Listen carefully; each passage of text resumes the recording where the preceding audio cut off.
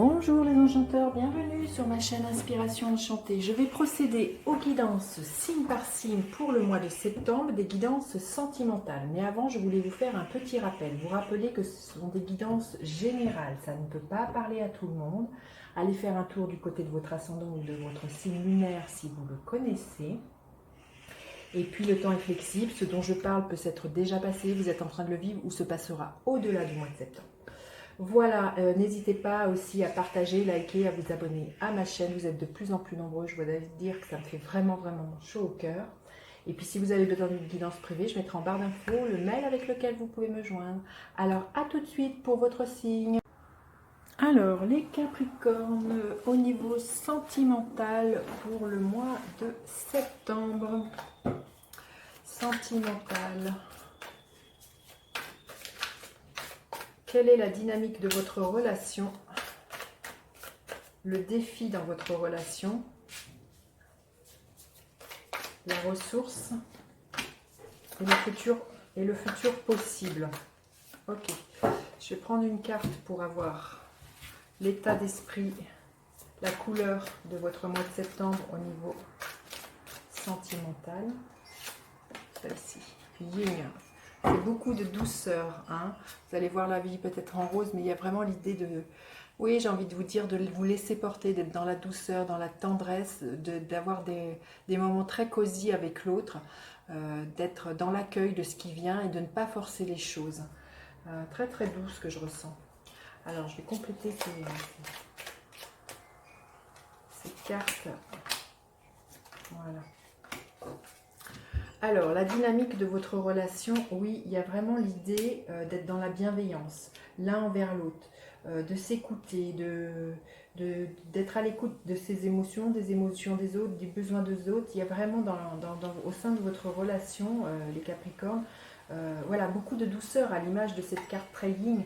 Il y a vraiment d'accueillir l'autre dans ce qu'il est, même s'il a des moments où il est pas bien, où il est dans un émotionnel qui est trop...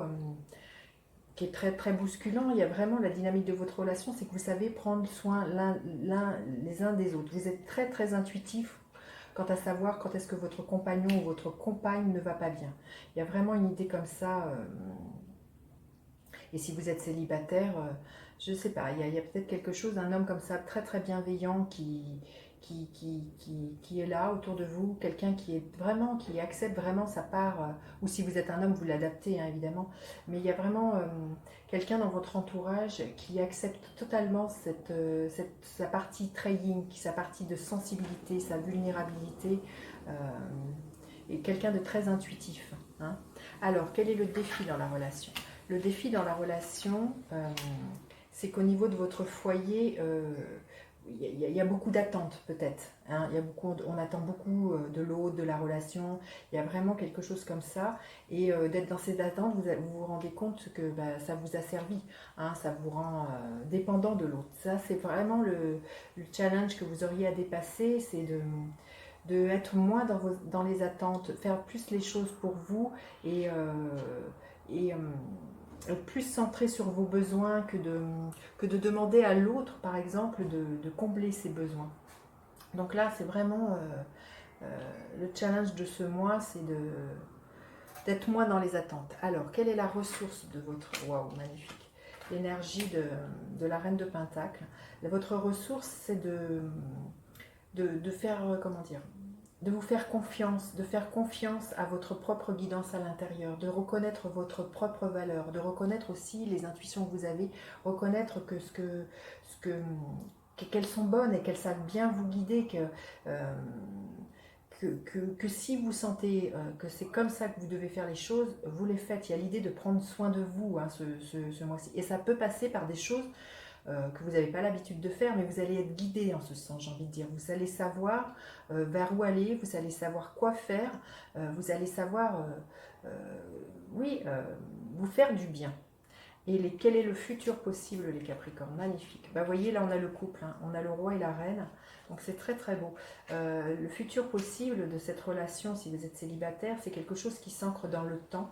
C'est un homme qui sera fidèle, qui a envie de construire et de fructifier. Si vous êtes en couple, votre relation, c'est voilà, une relation stable. Je vous montre cet homme qui savait jouir des moments présents, qui savait faire fructifier les bons petits moments. C'est reconnaître aussi que votre relation, c'est aussi à vous de l'entretenir, que ça passe par des petits gestes, des petites attentions, et ça passe forcément par quelque chose de très concret.